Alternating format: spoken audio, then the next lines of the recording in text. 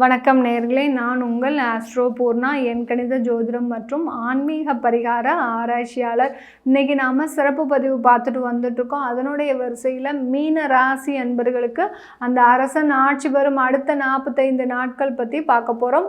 இந்த பதிவை ஸ்கிப் பண்ணாமல் கடைசி வரைக்கும் பாருங்கள். முதல் முறையாக சேனலை பார்க்குறீங்கன்னா சப்ஸ்கிரைப் பண்ணிக்கோங்க. பெல் பட்டனில் ஆல் ஆப்ஷன் சூஸ் பண்ணிங்கன்னா உங்களுக்கு என்னுடைய அடுத்தடுத்த பதிவுகள் நோட்டிஃபிகேஷனாக வந்துட்டுருக்கும். ஒவ்வொரு பதிவுலையும் தெய்வ வழிபாடு தான் முக்கியமாக சொல்லியிருப்பேன். ஒரு தெய்வ வழிபாடு இல்லாமல் ஒருவருடைய வாழ்க்கையுமே நகரவே நகராது. அந்த தெய்வம் தான் எல்லோருக்குமே ஒரு கிரகங்களாகவும் ஒரு தெய்வ பூதங்களாகவும் அடுத்து பார்த்திங்கன்னா தேவதைகளாகவும். நம்ம இப்போ ஒரு இடத்துல இருக்கிறோன்னா அந்த இடத்துல நடக்கக்கூடிய நிகழ்வுகள் எல்லாமே அப்படியே நடக்குதுன்னா அதற்கு அந்த 4 பக்கமும் இருக்கக்கூடிய அந்த தேவதைகள் தான் நம்மளுக்கு ஒத்துழைப்பாக இருக்கிறான். அதுக்கு தான் நம்ம எப்போதுமே நல்லதே பேசணும், நல்லதே நினைக்கணும், எந்த விதமான ஒரு எதிர்மறையான ஒரு செயலும் செய்யக்கூடாதுன்னு அந்த காலத்திலேயே முன்னோர்கள் சொல்லி வச்சாங்க. அதனால தான் என்னுடைய ஒவ்வொரு பதிவுலையும் பார்த்திங்கன்னா அந்த தெய்வ வழிபாடுன்றது ஒரு முக்கியமாக இருக்கும். அதுவே ஒரு மிகப்பெரிய ஒரு பரிகாரமாக உங்களுடைய வாழ்க்கையில் மாறக்கூடிய ஒரு நேரமாக இருக்கும். அதனால் இந்த பதிவை கடைசி வரைக்கும் ஸ்கிப் பண்ணாமல் பாருங்கள்.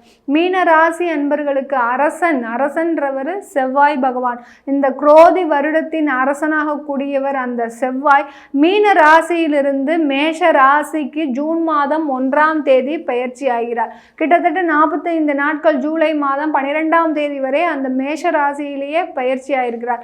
இந்த மேஷ ராசிக்கு அதிபதி செவ்வாய்.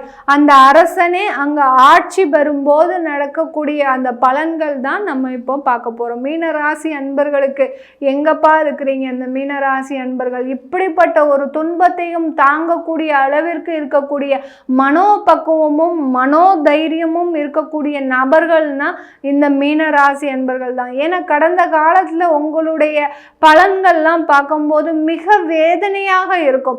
என்னடா இது, இவர்கள் மாதிரி ஒரு துன்பப்படக்கூடிய நபர்கள் வேற யாருமே இருக்க மாட்டாங்க போல இருக்கு. அந்த அளவிற்கு இந்த மீனராசி அன்பர்கள் தன்னுடைய வாழ்க்கையில எல்லா இடத்துலையுமே ஒரு துன்பத்தை மட்டுமே அனுபவித்து வந்தவர்களாக தான் இருக்கிறாங்க. அதே சமயத்துல துன்பத்திலையும் ஒரு மகிழ்ச்சியை காணக்கூடிய அன்பர்கள்னா அந்த மீனராசி அன்பர்கள் தான். என்ன சார் உங்களுக்கு பலன்கள் சொல்லும் போது மீனராசி அன்பர்களுக்கு நான் ஜாதகம் பார்த்து பலன்கள் சொல்லும் போது, சார் நீங்க இவ்வளோ பிரச்சனையில் இருக்கிறீங்க, அதெல்லாம் ஒன்றும் பிரச்சனை இல்லை மேடம், நான் அதெல்லாம் தாண்டி வந்துடுவேன், எனக்கு இன்னமே எப்படி இருக்கும்னு சொல்லுங்க அப்படின்னு சொல்லுவாங்க. அதை கேட்கும் போதே நமக்கு மனசு ஒரு நிம்மதியாக இருக்கும். பரவாயில்ல, இவ்வளோ பெரிய பிரச்சனைகளையும் தாண்டி வந்திருக்கிறாங்கன்னா இவர்கள் எவ்வளோ ஒரு மனோ திடமாக இருப்பாங்க அப்படின்றத நம்ம அந்த ஜாதகத்திலேயே புரிய முடியும். அந்த அளவிற்கு இந்த மீனராசி அன்பர்களுக்கு கடந்த காலத்தில் அவ்வளோ பெரிய பிரச்சனைகள். இப்போ காணாத குறைக்கு உங்களுடைய சந்திரன் மீது ராகுவே இருக்கிறதுனால மிகப்பெரிய மனக்குழப்பத்தில் இருக்கக்கூடியவர்கள்னா இந்த மீனராசி அன்பர்கள் தான். அந்த அளவிற்கு மனக்குழப்பங்கள் இருந்தாலும் ஒரு குட்டையை குழப்பினாதான் ஒரு தீர்வு கிடைக்கும்ன்ற அளவிற்கு என்ன குழப்பம் வரட்டும், அதிலிருந்து நான் வெற்றியை பெற முடியும் அப்படின்னு ஒரு தன்னம்பிக்கையோடு இருக்கக்கூடியவர்கள் இந்த மீனராசி அன்பர்களுக்கு. அதே தன்னம்பிக்கை தாங்க உங்களுக்கு இப்போ வேலை செய்ய போகுது. அந்த அரசனாகப்பட்ட அந்த செவ்வாய் பகவான் 2ஆம் இடத்திற்கு போயாச்சு. 2ஆம் இடமான அந்த தனம் வாக்கு குடும்பஸ்தானத்திற்கு போய் ஆட்சி பெற போறாரு. ஆட்சி பெறும்போது அவருடைய பார்வையாகப்பட்டது மீனராசி அன்பர்களுக்கு உங்களுடைய பூர்வ புண்ணிய ஸ்தானத்தை பார்க்கிறார். அடுத்து அஷ்டமாதிபதி இடத்தை பார்க்கிறார். அடுத்து பாக்யாதிபதி இடத்தை பார்க்கிறார். இந்த 3 இடத்தை பார்க்கும்போது இந்த மீனராசி அன்பர்களுக்கு இந்த காலகட்டம் 45 நாட்கள் ஒரு சிறந்த காலகட்டமாக இருக்க போகுது. கடந்த காலத்தில் தொழில் செஞ்சீங்க, தொழில் செஞ்சு நல்ல வளர்ச்சி அடைந்தீங்க மீனராசி அன்பர்களே. 10 வருடமாக செய்த தொழிலாகப்பட்டது உங்களுக்கு மிகப்பெரிய கோடி கணக்கில் லாபத்தை கொடுத்தாலும் அந்த கோடியில் 1 கோடி கூட உங்களுக்கு உண்டானது இல்லாததாக இருக்குது. எல்லாமே உங்களுடைய குடும்பத்திற்காக நீங்க செலவு பண்ணியிருக்கிறீங்க.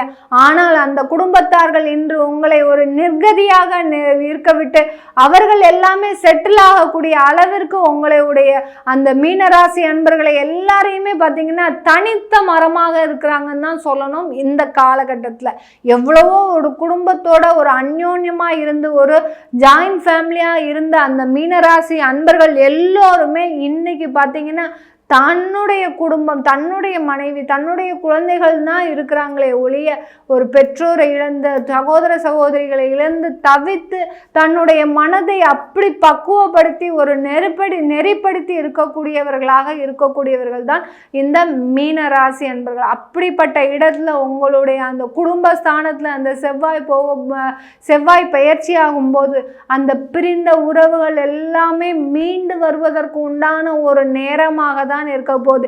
இப்போ ஏன் உங்ககிட்ட சேர்ந்து வரப்போறாங்க?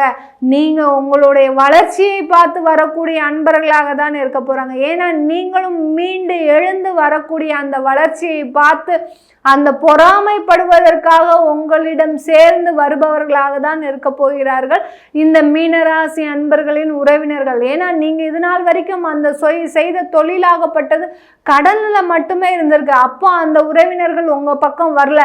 இப்போ ஏன் வரப்போறாங்க? உங்களுடைய தொழிலாகப்பட்டது லாபத்தை தரக்கூடிய ஒரு நேரமாக இருக்க போகுது.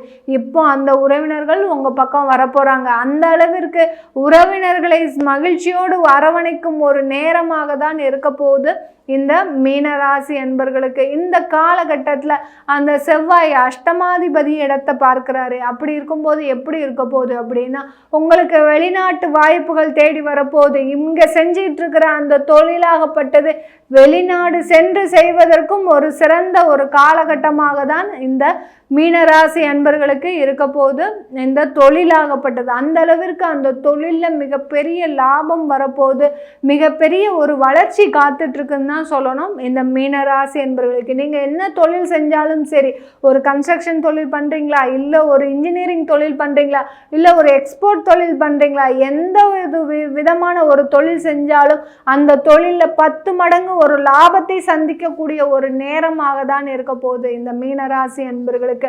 இந்த காலகட்டத்தில் வேலை வாய்ப்பு, வெளிநாடு வேலை வாய்ப்பும் சரி, அதே சமயத்தில் இங்கே இந்தியாவிலேயே வேலை வாய்ப்பு தேடுறீங்கன்னா கண்டிப்பாக வேலை வாய்ப்புகள் அதிகமாக கிடைப்பதற்கு, எந்த அளவுக்கு நீங்கள் வேலை வாய்ப்பு ஒரு வாய்ப்பே இல்லாமல் இருந்தீங்களோ, நீங்கள் படித்த படிப்புக்கு ஒரு வேலை இல்லைங்க. மீனராசி அன்பர்களுக்கு சொல்லணும்னா, நீங்கள் என்ன படிச்சிருக்கிறீங்களோ, நீங்கள் EEE படிச்சிருக்கிறீங்கன்னா உங்களை அங்கே டெலிகாலராக தான் போட்டிருப்பாங்களே ஒழிய உங்களுடைய படிப்புக்கும் உங்களுடைய வேலைக்கும் சம்பந்தமே இல்லாமல் இருந்திருக்கும்.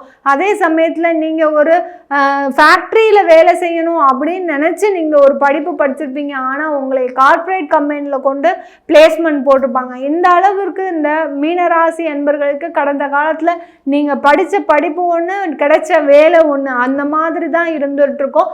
இப்போ எல்லாமே நீங்கள் நினைத்த எதிர்பார்த்த வேலை கிடைப்பதற்கும் ஒரு நல்ல வாய்ப்புகள் கூடி வருவதற்கும் ஒரு சிறந்த காலகட்டமாக இருக்க போது. இந்த காலகட்டத்தில் குழந்தை பாக்கியம் முக்கியமாக சொல்லணும். இந்த மீனராசி அன்பர்களுக்கு கடந்த காலத்தில் குழந்தை பாக்கியம்ன்ற ஒன்றே இல்லாமல் அதனால நிறைய அவமானங்களும் அசிங்கங்களையும் சந்திச்சுட்டு தான் இருக்கிறீங்க மீனராசி அன்பர்கள். இது உங்களுடைய குத்தமா இல்லை உங்களுடைய கிரகங்களுடைய குத்தமா அப்படின்னு பார்த்தோன்னா, உங்களுடைய கிரக கோச்சார நிலவரப்படி உங்களுக்கு அவ்வளோ ஒரு மோசமான தசாபுத்திகள் எல்லாமே இருந்துட்டுருக்கு.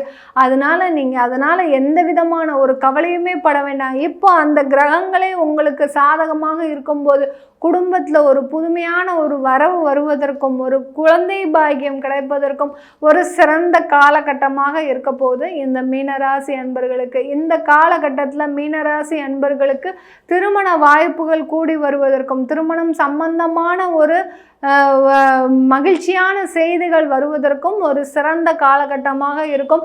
கடந்த காலத்தில் திருமணமாகி கருத்து வேறுபாடு மூலமாக பிரிந்த தம்பதியராக இருந்தால் அவங்க ஒன்று சேருவதற்கு ஒரு சிறந்த காலகட்டமாக இருக்கும். நீங்கள் திருமண வாழ்க்கையை மீனராசி அன்பர்களே உங்களுக்கு ஒரு சொல்லக்கூடிய ஒரு சின்ன அட்வைஸ் என்னன்னா, ஏன்னா நீங்களே எல்லாருக்கும் அட்வைஸ் பண்ணுவீங்க, உங்களுக்கு சில சொல்லக்கூடிய ஒரு சின்ன அட்வைஸ் என்னன்னா, குடும்பம்னு வந்தாச்சுன்னா, திருமணம் ஆயாச்சுன்னா நீங்கள் உங்களுடைய குடும்பத்தை நீங்கள் இருக்கிற ஊரில் இருந்து வெளியூரில் கொண்டு போய் வச்சுக்கிட்டீங்கன்னா கண்டிப்பாக உங்களுடைய திருமண வாழ்க்கை ஒரு மகிழ்ச்சிகரமான ஒரு வாழ்க்கையாக தான் இருக்க போகுது.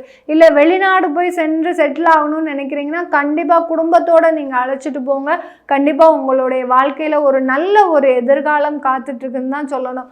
இந்த காலகட்டத்தில் மீனராசி அன்பர்கள் செய்ய வேண்டிய ஒரு தெய்வ வழிபாடும் பார்த்திங்கன்னா, நீங்கள் ஒவ்வொரு வியாழக்கிழமையும் குரு பகவானை வழிபாடு பண்ணிட்டு வாங்க. அதே சமயத்தில் சிவன் கோயிலில் இருக்கக்கூடிய அகத்திய பெருமானை வழிபாடு யாரெல்லாம் பண்ணுறீங்களோ, கடுகு சிறுத்தாலும் காரம் பெருசுன்ற மாதிரி அந்த அகத்தியருடைய வடிவம் சிறிதாக தான் இருக்கும்.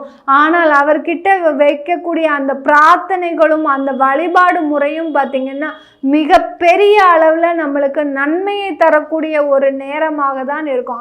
அதனால இந்த மீனராசி அன்பர்கள் அகத்தியர் வழிபாடு, அடுத்து குருமார்களெல்லாம் வழிபாடு பண்ணிகிட்டே வாங்க. கணக்கன்பட்டி சுவாமி, அடுத்து பார்த்திங்கன்னா சாய்பாபா, இவங்களெல்லாம் வழிபாடு பண்ணிக்கிட்டே வந்தீங்கன்னா உங்களுக்கு மிகப்பெரிய வளர்ச்சியை சந்திக்கக்கூடிய ஒரு நேரமாக தான் இருக்கும். அடுத்த 45 நாட்கள் இது நம்ம கோச்சார நிலவரப்படி பலன்கள் சொல்லிட்டு இருக்கிறோம். இது உங்களுடைய தசாபுத்தி படி பலன்களை தெரிஞ்சுக்கணும்னு விருப்பப்பட்டீங்கன்னா கீழே இருக்கிற நம்பருக்கு வாட்ஸ்அப்பில் அப்பாயின்மெண்ட் வாங்கிக்கிட்டு நீங்கள் என்கிட்ட கன்சல்ட் பண்ணிக்கலாம். உங்களிடமிருந்து விடைபெறுவது உங்கள் ஆஸ்ட்ரோ பூர்ணா.